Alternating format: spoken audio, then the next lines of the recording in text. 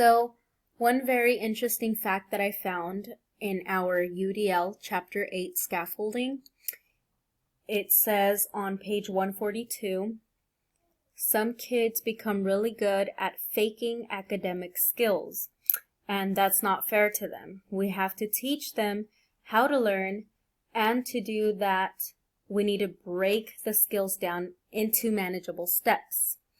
So, drawing from your lesson plan, explain what scaffolding looks like within your lesson plan and give examples or visuals. For that first question, in our lesson plan, our learning objective was for students to identify different roles that women played in the Revolutionary War.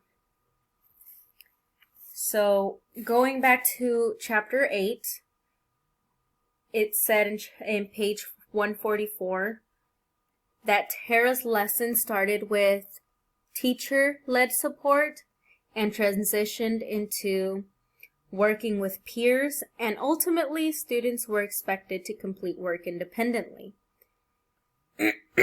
So for our scaffolding process, we decided to kind of follow the same outline just because it's easy to follow. So first, Beth and I decided we should begin with teacher-centered, which we would do team teaching as our co-teaching model suggests. Bethany and I will break down our lesson and immediately grab the students' attention by going over what we would have learned in the previous lesson. So, in order to do that, we would have the students visualize what they imagine the Revolutionary War looked like, what happened, who was there, and who was doing what during that time. So, the second part to our scaffolding procedure would be transitioning into centers. In every center, we decided to make 6 total centers. In every center, we would have different women who had different parts in the Revolutionary War. So the students will be broken into groups of 6. Each group will be assigned 1 woman to research. The students will complete the analysis worksheet that we would prepare for them. After each group is finished, the class would split up into 6 different groups to create a new group. So each member of the group will share his or her finding and teach the rest of the group.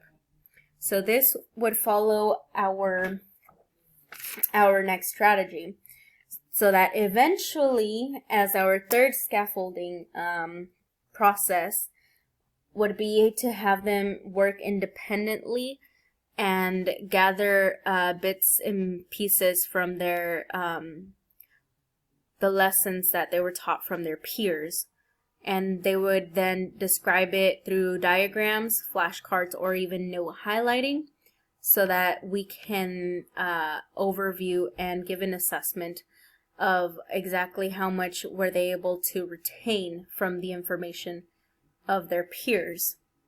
So that is our process. The second question on our prompt was, what role does the student and teacher expectations play? I think he meant play in our scaffold. So it's very obvious that we cannot have the students just learn to practice how to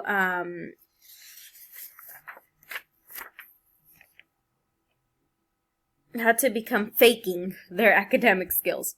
We don't want them just to fake what they learn. We want them to actually gain the knowledge through bits and pieces, so that eventually they're able to apply those pieces on their own, just as we learned in our last class session.